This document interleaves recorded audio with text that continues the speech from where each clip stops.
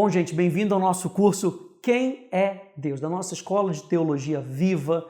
E a gente está aqui querendo descobrir um pouquinho mais de quem é Deus, quem é a pessoa de Deus. E quando a gente entra nessa matéria, quando a gente fala sobre teontologia, que é a teologia acerca de Deus, acerca da pessoa de Deus, tem algo dentro do nosso coração.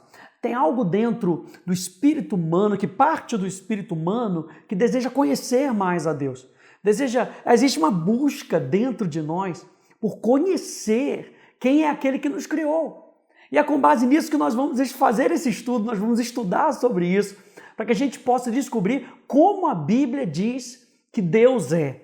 Como é que a Bíblia nos mostra Deus? Como é que a Bíblia nos diz quem é a pessoa de Deus? E a Bíblia tem muito a nos dizer sobre isso. E, gente, a gente não quer aqui, e a Bíblia não quer aqui, de alguma maneira, provar a existência de Deus.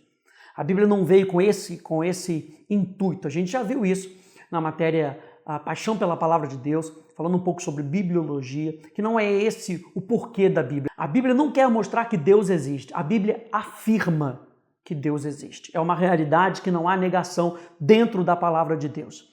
Então, quando a gente pega, por exemplo, Hebreus, capítulo 11, se você tiver sua Bíblia aí, pega aí comigo, livro de Hebreus, escritor de Hebreus, aqui em Hebreus capítulo 11, e eu acho muito interessante porque quando ele vem aqui nesses relatos sobre a natureza da fé, ele começa no verso 4 sobre Abel, no verso 5 ele fala sobre Enoque andava com Deus, e aí no verso 6 diz, de fato, sem fé é impossível agradar a Deus. Fazendo aí uma correlação com o versículo 5, a gente vê que Enoque andava com Deus. Sem fé é impossível a gente andar com Deus.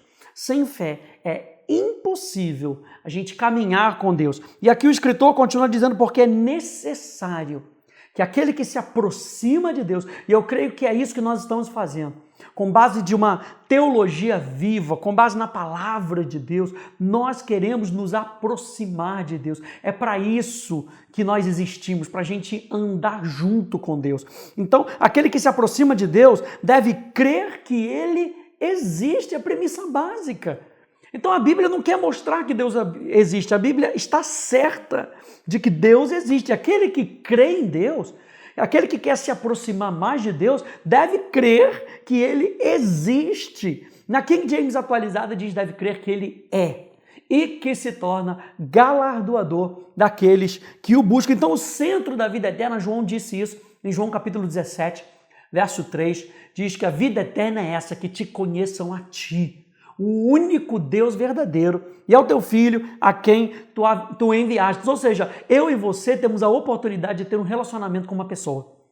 Então a gente vai ver aqui nesse curso que Deus é uma pessoa, e nós vamos ver os atributos de Deus, né? Os atributos que são apenas dele, os atributos que ele passa para nós, porque Deus é uma pessoa. Se você se considera uma pessoa, é porque Deus é uma pessoa. Ele é o Criador, e nós somos produto, nós viemos dele. Então, Deus é uma pessoa e a gente nunca vai ficar satisfeito.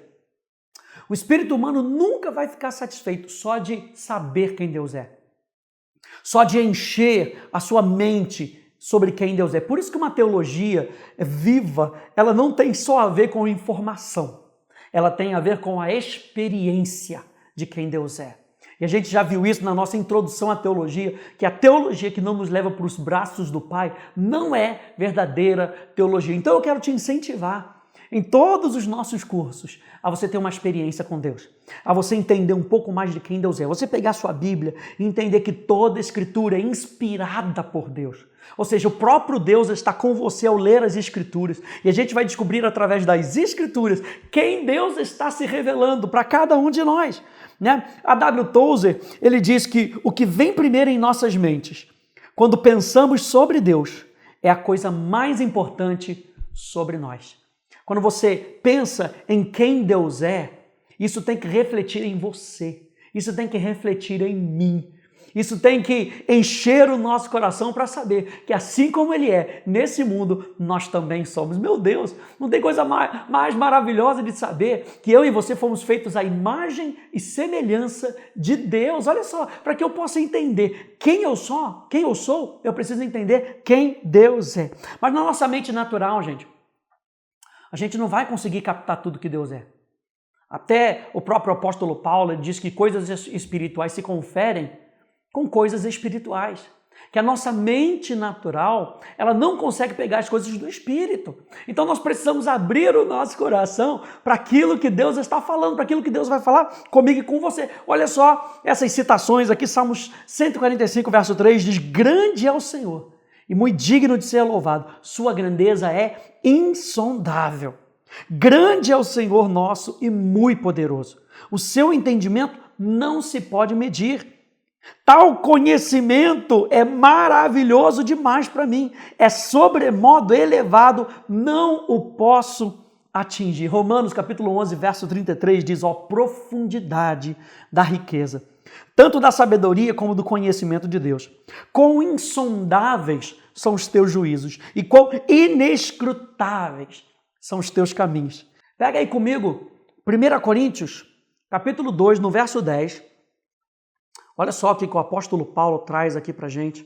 E Deus está querendo se fazer conhecido, gente. Se Deus deixou isso registrado na sua palavra, é porque Ele quer se fazer conhecido. 1 Coríntios, capítulo 2, ele diz assim, verso 9. Mas como está escrito, nem olhos viram, nem ouvidos ouviram, nem jamais penetrou em coração humano o que Deus tem preparado para aqueles que o amam. Deus, porém, revelou isso a nós por meio do Espírito. É Deus se revelando através de Deus. Porque o Espírito sonda todas as coisas, até mesmo as profundezas de Deus. Pois quem conhece as coisas do ser humano, a não ser o próprio Espírito humano que nele está? Assim, ninguém conhece as coisas de Deus, a não ser o Espírito de Deus. E a gente viu aqui no verso 9, dizendo que Ele nos revela pelo Espírito. E isso, gente, é maravilhoso. Nós, na realidade, aprendemos sobre Deus, para que a gente possa se relacionar e viver em comunhão com Ele. Então, gente, todo conhecimento que a gente busca, cujo fim seja o próprio conhecimento, resulta em orgulho. Se a gente está fazendo um curso só para ter mais conhecimento, para dizer, eu sei acerca de Deus, isso vai gerar orgulho no nosso coração. E o que protege o nosso coração? O nosso relacionamento com Deus. Né? Abacuque que diz, olha lá o orgulhoso, a sua alma não é reta nele, mas o meu justo viverá pela fé, viverá pela crença viva, pelo seu relacionamento, porque fé é um relacionamento com Deus, não é uma fórmula. Então o justo vive pelo seu relacionamento com Deus. E olha só, gente, nosso primeiro objetivo em estudar sobre Deus é conhecê-lo e ter um relacionamento pessoal com Ele. Guarda isso no teu coração. De tudo que você vai aprender nesse nosso curso, quem é Deus? É para que você possa se lançar nos braços do Pai. É para que você possa se relacionar mais com Ele. É para que quando o inferno tentar jogar algo contra você, você possa dizer, não, esse não é o caráter do meu Deus. Não é assim que Deus age. Não é assim que eu vejo a palavra mostrando Deus. Então, quais os benefícios da gente buscar a Deus? Número 1, quanto mais buscamos conhecer a Deus, mais nos tornamos como Ele é. Maravilha isso. Quanto mais buscamos conhecer a Deus, mais nos tornamos como Ele é. Contemplando como por um espelho a glória do Senhor, somos transformados de glória em glória. Esse versículo é demais, porque não fala de algo decaído para algo glorioso. Não, ele fala de glória em glória, de um patamar de glória para outro patamar de glória, de um patamar de manifestação de Deus para outro patamar de manifestação de Deus. Quanto mais eu contemplo, mais eu me pareço com Ele. Está aí a Salmos 115, para você ler em casa, né? Para você ler no seu tempo devocional, e eu recomendo com que você leia o Salmo 115 no seu devocional. Quanto mais nós buscamos conhecer a Deus, mais nós nos conhecemos. E quanto mais nós buscamos conhecer a Deus, mais clara fica a nossa perspectiva do mundo. Mais claro fica o que está acontecendo ao nosso redor. Então, gente, se a gente for dar uma definição, algum conceito sobre quem é Deus, para nós, gente, a gente sabe que ele é uma pessoa próxima, ele é uma pessoa presente, ele quer ser conhecido.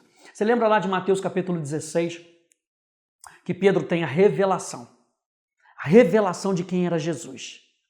E Pedro declara, tu és o Cristo, o Filho do Deus vivo. As pessoas estavam perguntando, na realidade Jesus estava perguntando, quem as outras pessoas dizem que eu sou?